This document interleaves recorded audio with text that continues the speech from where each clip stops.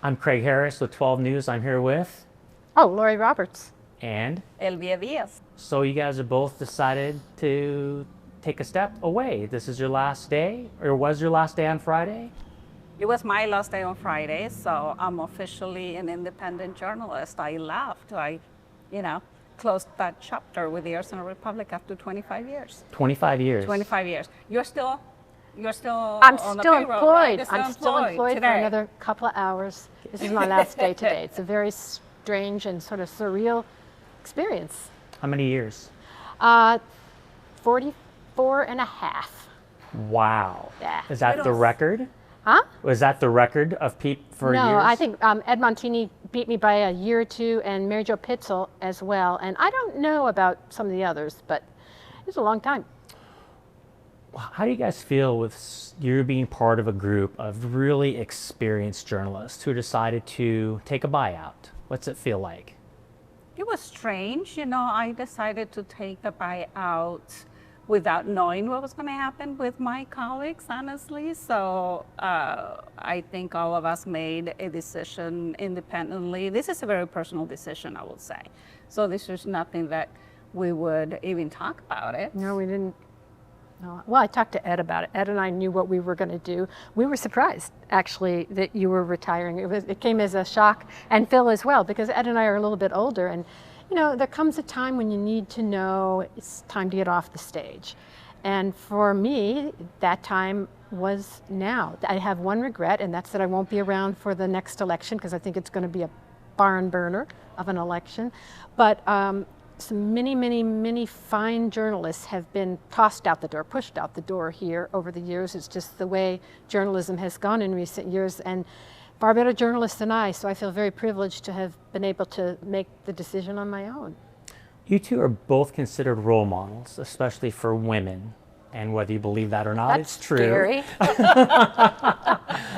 Women I talked to at Cronkite and in this building at 12 News both consider the two of you role models. You as a Latina woman, you as a female journalist. Did you guys ever break any barriers during your career? What were some of the changes that you had to overcome maybe earlier in your career? When I was a very young reporter and I had the night cop beat, I was given the night cop beat, and it was, it's kind of the scummiest beat on the paper, but I really wanted it because it got me out of the zones. I was working in covering Mesa City Hall, but it got me downtown, so I thought, oh, I've arrived now.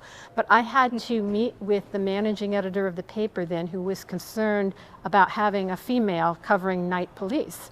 And so I had to go in and convince him that I would be safe doing it. It's like, Alan, any place I go, there's going to be police there, so it'll be fine.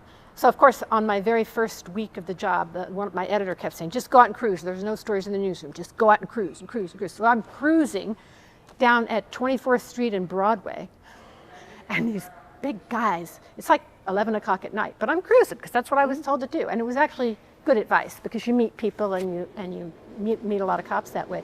These two guys start beating on the doors of my car. I'm in my little Camaro, powder blue Camaro, and there I am at 24th Street and Broadway, and these guys finally jumped on the front of my car, and I was just like, what do I do? So I just floored it, and they kind of fell off, and I never looked back. So it was kind of, that was my big brush with danger. What about in the newsroom? I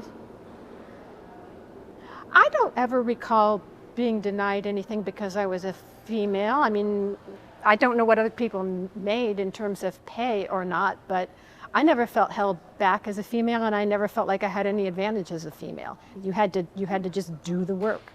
And I think I was of the second generation of women who had children while a reporter, and that scared me a little bit because I thought, well, gee, they're not going to take me seriously. I remember I was actually coming out of anesthesia after having my first child, insisting that we call the city editor of the paper to tell him, I'll be back in time to cover the legislature. It was November. I said, I'll be back the first week of January. And he's like, would you just relax and just, you just had a baby, and he hung up on me. So I think that I felt the pressure was self-imposed. That's a long answer to a question. I don't even remember what it was, but there you go. How about you, Elvia? Very different than yours, my trajectory. So I never thought about am I breaking ceilings or barriers because I didn't have time for that, ever. It was always on the go, always doing something. And you mentioned, I think the question was any barriers at the beginning. So language was a huge one for me because I grew up in Mexico, I was born there. So I began my career in Spanish radio stations, so I wanted to write in English. So I had to go back to school as an adult with a child already because I was told that's a way to do it. So I did a journalism school, and so I was doing internships and almost my 30th birthday with 18-year-olds, but I didn't care. So, and that's how I began writing in English. And back then in schools, you could choose between print and broadcast. Now, obviously, that doesn't exist anymore. We do everything. And so I chose print because I felt that's where I could do it right away. So, but I've never rested. I never thought about, oh my gosh, I'm doing something different. And we were just doing it because I wanted to do it. And that was my field. I just felt it. So in terms of what happened inside a newsroom, I have always been hungry for knowledge and hungry for something else. That hasn't stopped, not even today. Today's my first day off and I'm already incredibly busy because again, I'm hungry for something else. I can't just rest and say, oh, I already did 25 years of my life writing. Well, this is just the beginning of something else. And that's how I felt every single time that I had a new job in the newsroom. Just what's next? I just can't stay in one place in a job for, a long period of time. I stayed in a place like this for a long time, but different jobs. 25 years at the Arizona Republic. What is the one thing you think you're the most proud of?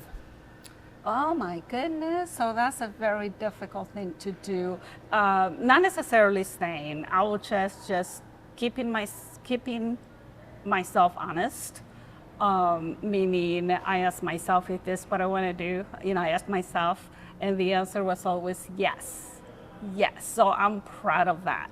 I'm proud of staying here in Arizona because there were so many times, politically speaking, that I just wanted to leave. And then I told myself, a place where they don't want you, and I'm not wanted here, back then and not now.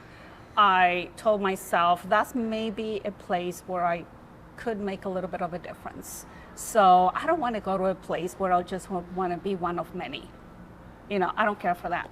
I want to be in a place where I can do something, even if that means being attacked on a single day by so many people and constantly throughout. So I think I'm proud of just staying and saying, no, I'm going to stay where I'm not wanted. You were wanted. Yeah. Thank you. You were wanted. How about you, Laurie? What is the one thing, if you can say one thing that you're so proud of during your career at the Republic? Well, I'll divide it into two because I will always take two if you offer me one.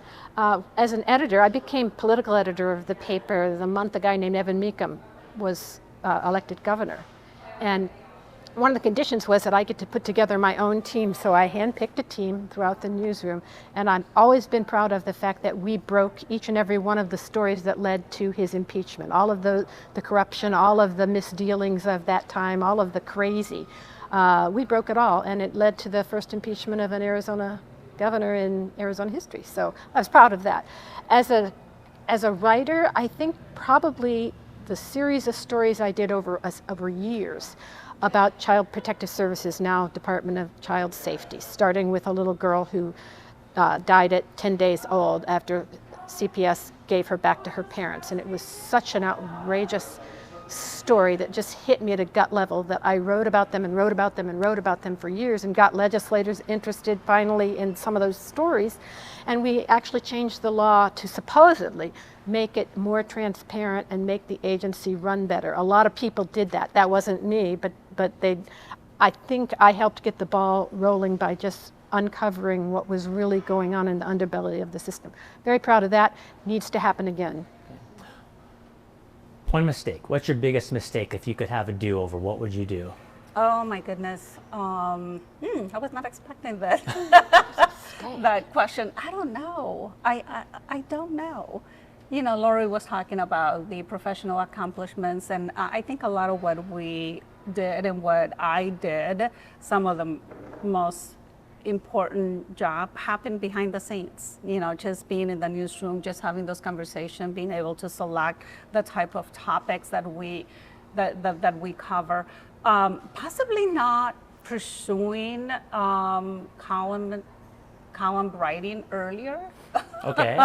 If because I did reporting, I did editing for many years, and then I decided to try to be a columnist, and oh my goodness, I enjoyed that very much, because then you have a say, you have a responsibility, and then I was able to lead the team, an incredibly experienced and well-known team here in Arizona. So maybe not doing it sooner.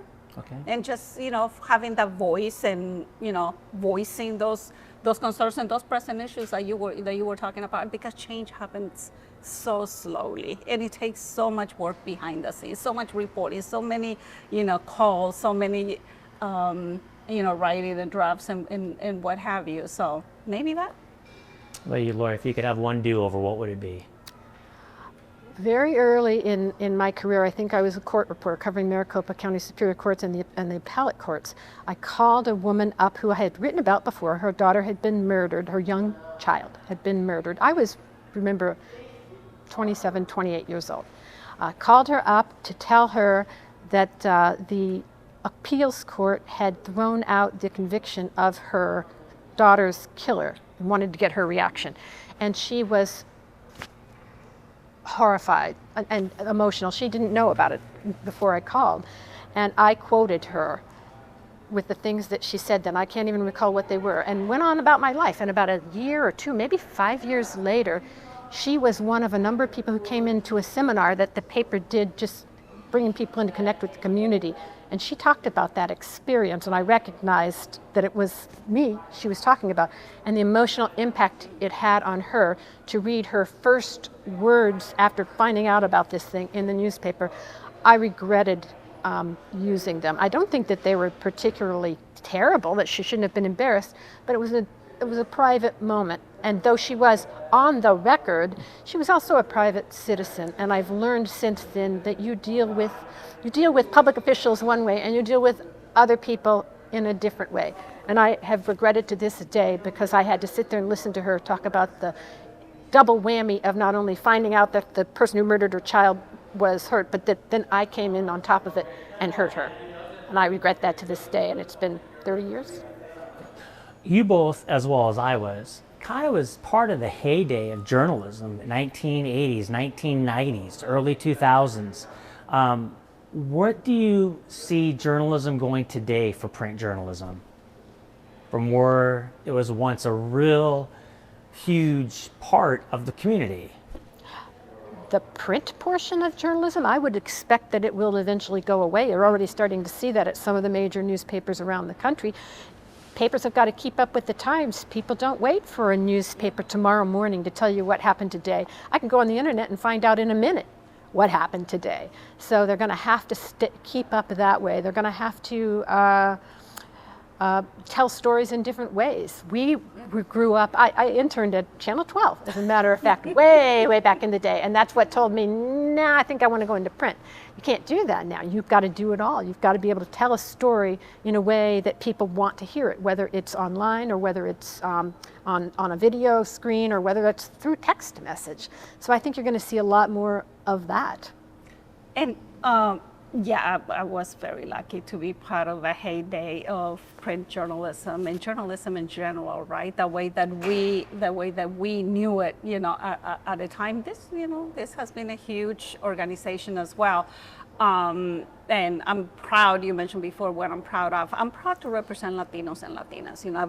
I've always believed and still believe that, we're consumers, just like everyone else. And if we have our faces, our stories told, whatever outlet we work for, that is incredibly important. So what's going to happen to print? It'll probably be, go away. It's already going away. But you're talking to someone who came from a small village in Mexico that only listened to radio, to not having a cell phone, to having a cell phone, to having a computer, to then having to type in a different language. And so it has been an evolution. And so to me, it was like, oh, okay, so it's just the evolution that we're seeing in journalism as well. To me, those tools are just that, tools, right? So it's about disseminating information, from the very beginning of my time to now. So yeah, I'm nostalgic about the print product because that's where I began my career as well. But I'm fine, and we should be fine because those are just tools. Again, the important thing is to have reliable information and just deliver it to whatever medium is available at the time. Right now it's online, different tools. We have to embrace that.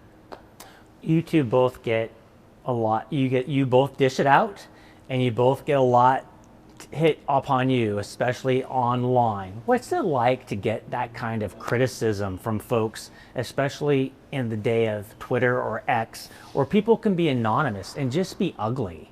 How do you deal with that? Yeah, Ed Montini and I used to talk about people would write a letter to the editor critical of you, and it was like they wrote it in church because it's very, very circumspect and it's critical, but in a scholarly way. Online is like a bar fight where somebody's got a beer in their bottle and they're going to slash it over your head and somebody else pulls their switch knife. It's cutting and it's tough and you better be willing to take it, especially from those who feel that you are a certain way. I've always laughed at people who say, yo, you're so liberal, and other people say, you're too conservative. It's like, well, okay, maybe I'm getting it about, that you can be said about you, right? When people just say you're liberal, you're a nutcase or whatever, right? Right. So those are the nice things that you see. They say a lot worse than that. I mean, some things that you couldn't repeat, a lot of things that you couldn't repeat, but you just take it. And we didn't get into this business to be loved. And I think that this with some of the stuff you're doing with ESAs. If you're universally loved, chances are you're not really doing your job, or you're covering garden clubs or whatever. We're in there to tell the truth as we see it, as columnists, as we see it, as you as a reporter, as facts dictate it, and let the chips fall where they may. Some people are going to like you, some people are going to hate you. That's the way it's always been. It's the way it always will be. But lately, I don't look at the comments. Okay. Exactly. I mean, you're absolutely correct. We're not here to be loved, and be liked. So criticism is part of the job. As a journalist, you have to be able to take it. And if you're not, then it is not a job for you. But I will say lately it's been awful because it's not about the work that we do, the work that you do. It's about the person. It's a personal attacks that we have to deal with. I don't like that part. I don't like that part because, again, it's just attacking the person without even knowing. Right? Without even caring about the argument. Before, you were saying, it was about disagreeing on substance. That doesn't exist much. It's ugly. I hate it. But it's staying there, right? So therefore, we can't hide from it. I can't hide from it. I still want to do this, so I just have to face it and say, no, I'm just going to keep going. And if you call me ugly, then so, well, that's on you, not me. Have you ever been approached in public, and what has that been like by people who recognize you from being a columnist with the Arizona Republic?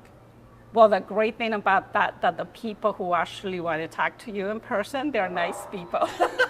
and even the people that are emailing you ugly stuff, when you reply, they are stunned, and they usually change the tone immediately. So it almost feels like they're not talking to a person. Like when they're effing me, for instance, that they're effing some weird alien thing, right? Instead of a person, when I reply, it's usually, oh, I'm so sorry. I really didn't mean to say all the stuff that I said about you. So when people approach you on the street, it's usually a good thing. That's true. They're usually nice, and it's usually when you're at your worst, like going to the grocery store and you're in your old sloppy clothes and you don't have any makeup on and your hair's pulled back. That's usually when I get approached, and But people are nice. I don't know. I don't know why they seem to think it would be odd that you would be out in the community, because we live here. We are Arizonans. That's what we do.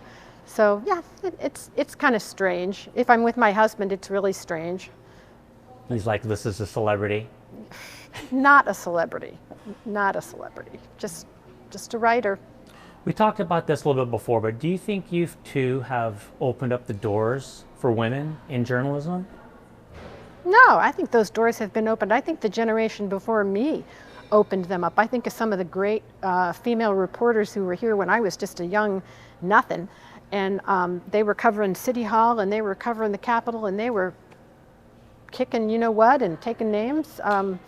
I think that they opened the doors for us. If we've opened any doors for anybody, it's simply maybe for women who have children. A lot of those people didn't have children, or they had children that were older when they became journalists in mid-career. But we are of a time when, I mean, I had my babies here. Well, not actually in the building, but while working here. And came right back to work, and it was never a problem, and I don't feel like it ever held me back. And when I needed time with some things that happened, like when my son was hit by a car and badly hurt, the paper was there for me every step of the way. It was like a family. It was a family-owned enterprise in those days, and I will always be appreciative of this place for that. I would like to think that I have indeed have opened doors for Latinas and for Latinos. And, you know, just look at major newspapers, mainstream newspapers. There are not enough Latinos, Latinas, African Americans, minorities. That's just the fact. So the fact that I was able to do it here as an immigrant, as you know, someone who didn't speak English at the beginning, and someone who decided to write not just about Latinos, but about, you know, local politics, national politics, and what have you. So I do think that is important, you know, for segments of the population to see themselves reflected on certain areas. And honestly, you know, when I go to colleges and in high schools, journalism is not something that is brought up a lot in my community. And when I say my community, I'm talking about, you know, Latinas, and also African Americans, minorities in general. So when there is someone, or at least when they can see, you know, to this day, I still have so many people that ask me, what is that like? What is it that a journalist actually do, or a columnist? And so if I'm able to talk about that, and if they're asking me, it's because I have done it. So yes, I do think that those kinds of doors opening just by being there are incredibly important for huge segments of the population that we take for granted. And by we, meaning we who work in mainstream media, right? Again, they're consumers. Huge mistake to ignore, you know, those populations. But and looking at the newsroom, I mean, I'm the first Latina to be named the editorial page editor of the Arizona Republic since 1890 something. You mentioned that year. Imagine that, a state with a third of a third of the state populations, our population is Latino, and we had to wait this long to have a Latina to lead an incredibly talented group of people. I think that's important. What will you miss? Oh man, I'll miss Carrie Lake. She's always a lot of fun. She's always something. She's the gift that keeps on giving. I will miss the people in the newsroom, obviously, but more than that, I'll miss the readers. I've always appreciated readers who take the time, because it's an investment of their time to read what I write, and I appreciate that. And I appreciate it when they write to me and tell me I'm a genius. I love those people. But I also appreciate and will miss the people who write and say, here's why you're wrong. And they don't just say, you're a skank, you're a libtard, or whatever they want to say. It's the people who write and say, this is where I think you get it wrong. And they tell me something that maybe I hadn't considered, or maybe I'd considered it and I'd respond to them saying, no, this is why I think I'm right. And you have a respectful discourse. And it's getting harder and harder in this country for people to have respectful discourse around politics. It's all, I'm right and you're Beelzebub. I'm right and you're the devil. And so I'll miss that. I'll miss that congenial give and take. And sometimes I've even learned things from those readers. So I'd say if I have to miss any one thing, it's going to be the readers and the interaction with them. How about you, Elvia? I'm going to miss the people as well. I'm going to miss the discussions that we had, or conversations that I had with my colleagues, because it's difficult to have those in public. And some of those conversations were not easy, you know, especially in the editorial board. I mean, we would be screaming at each other, literally.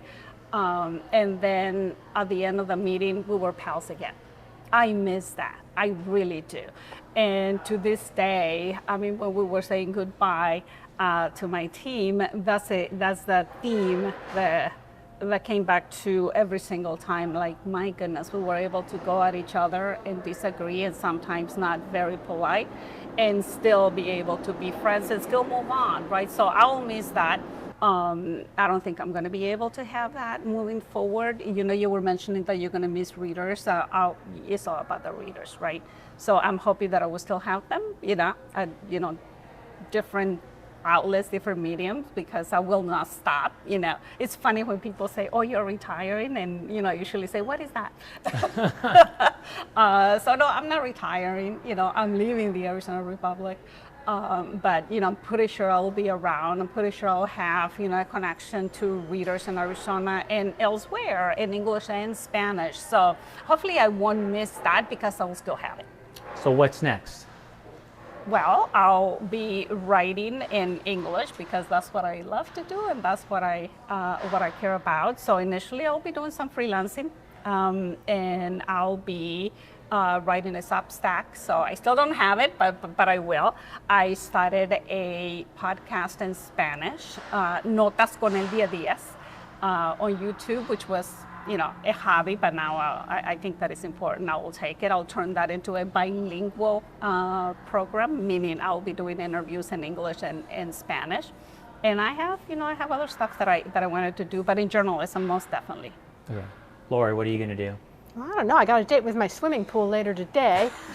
I feel like I'm way behind.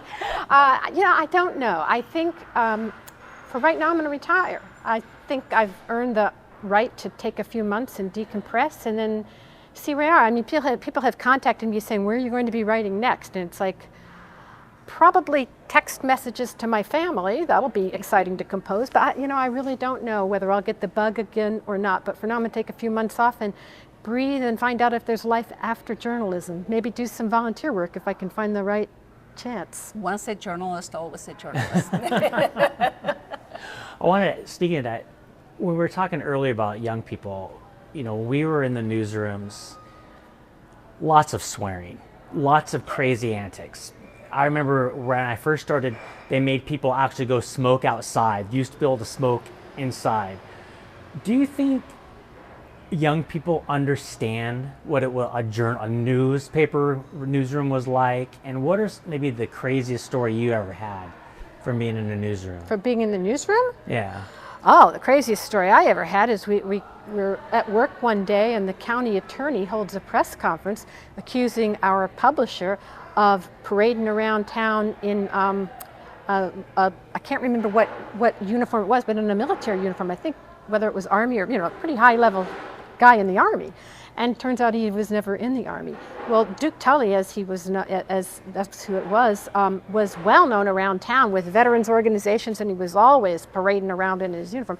Well, it turns out it was what do they call that? Stolen valor. Stolen valor. Oh. And so all of a sudden, people like other top assistant publishers are running around trying to find pictures of him to get rid of in his uniform, to get rid of them before they go out. And some other media gets a hold of pictures of Duke Tully in his uniform. And it turns out that he missed, the guy that was running around taking down those pictures missed one. We had a society editor in those times, and she had a bulletin board of just, society pics. Right in the middle of them was one of Duke Tully showing up at some ball in his uniform. So that one got out and became pretty famous. But that was a crazy day. You've never seen news executives move so fast. And by news executives, I don't mean in the newsroom, because in the newsroom, we were covering it as a news story. But up on the top floor, they were trying to, I don't want to say cover it up, but be careful. They weren't journalists. They were businessmen, right. And they were trying to do damage control. So that was a crazy day. I hope young journalists get to experience what we did in terms of being in the newsroom and the adrenaline that you get from being around so many people. Unfortunately now, with social media, you are in silos. You work from home, you work on your own, and they don't get to have what we had for so many years. 3 events. I don't know if crazy for me, but I remember 3 events that happened here at the Arizona Republic that kind of we'll never forget. One was a shooting of former Congresswoman Gabby Giffords. When we found out, you could just imagine how it was immediately when we heard about the shooting. Like, we didn't need to wait for anyone to call us and tell us that we needed to be here. All of us, by the time I walked from across the building to the Arizona Republic, there were probably like 50, 75 people already here, barking orders, right? You go to Tucson, you go here, you go there, you edit. It was that kind of movement, and the news just felt so energetic in that way, right? 9/11 was another one that happened. The Yarnell fire, when 19 officers were killed. That happened to be the editor on duty that day. So that kind of action and teamwork is what's missing right now. So Well, I think that the important point there too is several of those things happened on a Saturday morning, Right. or in the case of Yarnell, Sunday afternoon. I remember I was making spaghetti and meatballs at the time. We slept Spaghetti there. and meatballs went away, and I immediately went to my computer and was writing a story. And that's what everybody did, because it's not a 9-to-5 job. It's not a Monday Right. through Friday job. It's when it happens, it's all hands on deck, and you don't even have to ask, because people just show up. And that is something to be missed. yes. You've talked a lot about also being working moms and the careers and the things that you had to do. Were there things you guys missed as mothers because you were working? I'm sure. Did your kids understand?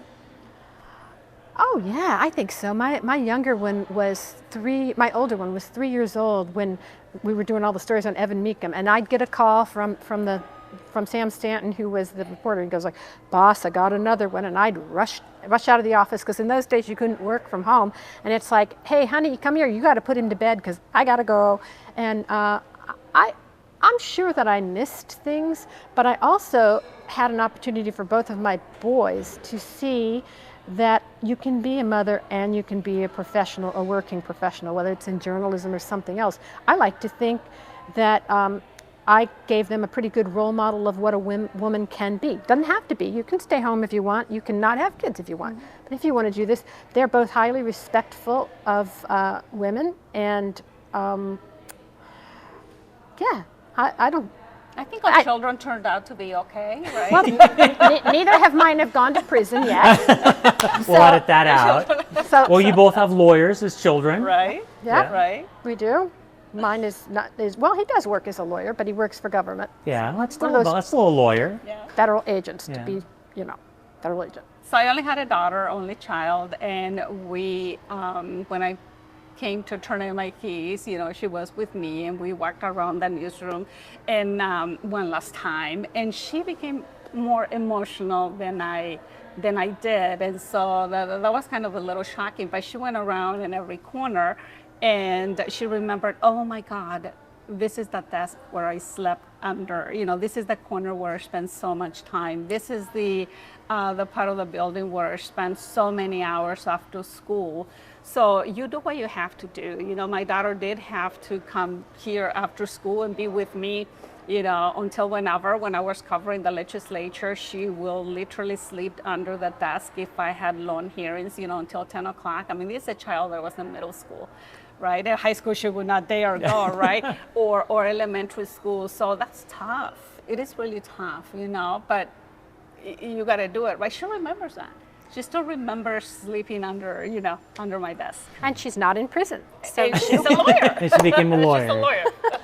All right, Bill, I know you guys have big days ahead. Last question, like you always ask. Anything I missed? Anything you want to say that I forgot to ask you? no, just thanks to Arizona. Thanks to you for being a friend, a good colleague. You've produced so many wonderful stories that I got to opine about. Loved it. And just thanks Arizona for listening to what I had to say. And, same thing. Thank you. Grateful for the opportunity to be here at the Arizona Republic all this time. Grateful to readers. I hope they still stick with me. And I'm grateful that journalism's still alive in a different way. So I really hope that young people take a hard look at journalism. just like, our children, decided to be lawyers, doctors, whatever. So this is a job worth doing. I will say, I came in the post-Watergate era, went to college. Everybody wanted to be Bernstein, and I'm going out at a time when I think that opportunity, I think journalism's days it's challenging now, but I think some of the best days may be ahead. I think some of our shining moments may be ahead. Who will produce them, I don't know, but I know it's never been more important than it is right now. So thank you both. You guys have both been dear friends and great colleagues. Thank you. Yeah, thanks.